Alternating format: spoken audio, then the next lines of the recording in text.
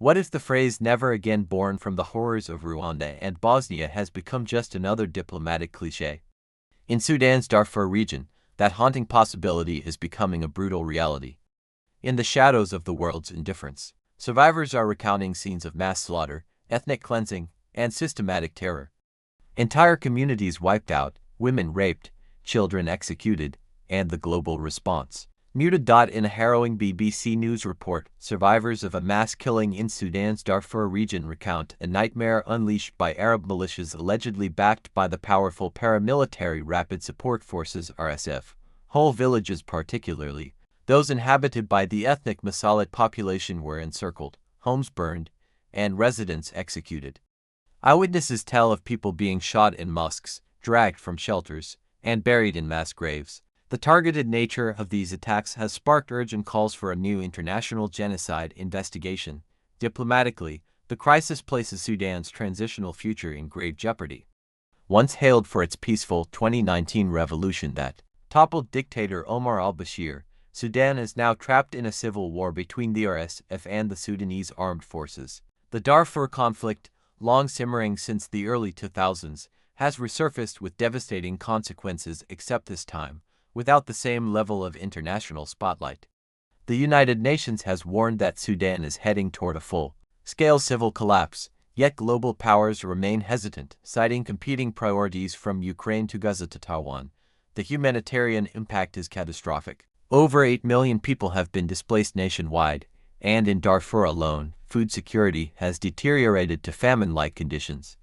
Key humanitarian corridors have been blocked or bombed, making aid delivery nearly impossible for a country already struggling under international sanctions and post-coup instability. This renewed conflict has shattered any hope of economic stabilization. Sudan's currency has collapsed, inflation is skyrocketing, and black market trade dominates border regions. The conflict threatens to spill across borders into Chad, South Sudan, and even Libya, regions already burdened by refugees, weak governance, and insurgent groups.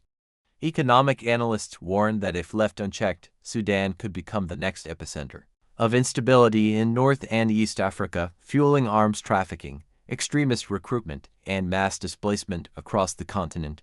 The Darfur crisis is not new, but its return in such monstrous form is a chilling reminder of the cyclical nature of forgotten atrocities. The International Criminal Court (ICC) still has open arrest warrants against militia leaders from the original Darfur genocide of the 2000s, yet justice remains elusive.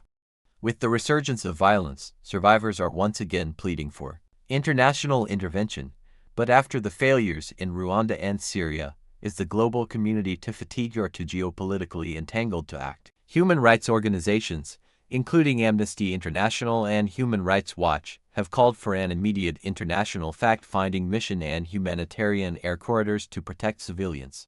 But without decisive action from the UN Security Council, where veto powers clash over jurisdiction, the world risks becoming complicit through silence. Sudan is spiraling toward a humanitarian abyss, and Darfur may already be past the point of no return. The voices of survivors pleading not just for food or shelter, but for acknowledgement and justice should shake the conscience of every global citizen. This is not a regional issue. It is a test of our collective humanity. Will the world wake up this time, or will never again become history's most broken promise? Watch the full report and share this story to break the silence. Now let's turn to Sudan. Hundreds of thousands of people are on the move from the largest refugee camp in the country after paramilitaries have taken control of it. The Rapid Support Forces have taken over Zamzam camp in northern Darfur following days of violence. Aid groups say at least 400 people have been killed and another 400,000 have fled. The refugee camp had been home to around 500,000 people, many who had famine-like symptoms. Well, in the 2 years of fighting between the Sudanese armed forces and the RSF, more than 150,000 people have been killed. The UN reports that 12.7 million people have been forced to flee their homes and 24.6 million are facing acute hunger in what it calls the world's largest humanitarian crisis. It estimates that it will cost $6 billion to respond to this. Al-Fashir, the capital of North Darfur, is the last area which is still holding out against the RSF. Well, Well, Rozan Ahmed is a displaced Sudanese activist who is now in Dubai, and she managed to escape Khartoum to the Egyptian border when the war broke out. I was in Sudan when the war broke out on the 15th of April 2023. It was a shock to all of us as a community, and I think as a country. It was completely unexpected. We started hearing explosions around 10:30 in the morning, which was very strange considering it was Ramadan at the time.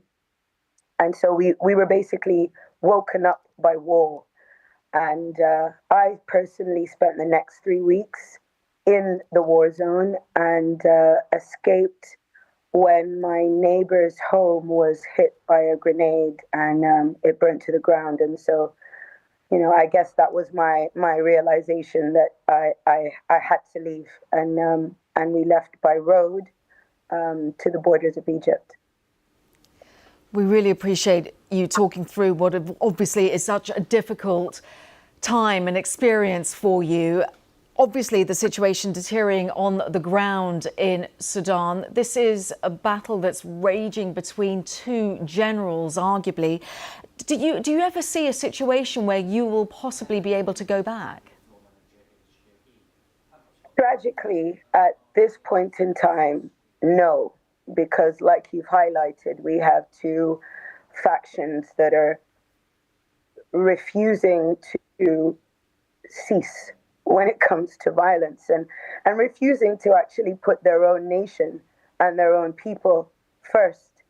And so for now, with criminality, with, you know, the ongoing violence, with the looting, with the raping, and with just so much ongoing that just makes it, the idea of going home is utopia now for me. But I pray constantly and hope constantly that our leaders will at one point prioritize their land and prioritize their population one day. Really appreciate Rozan Ahmed, who's a displaced Sudanese activist, going through what she experienced. It's not easy and obviously very upsetting for her, but it's important to hear her words.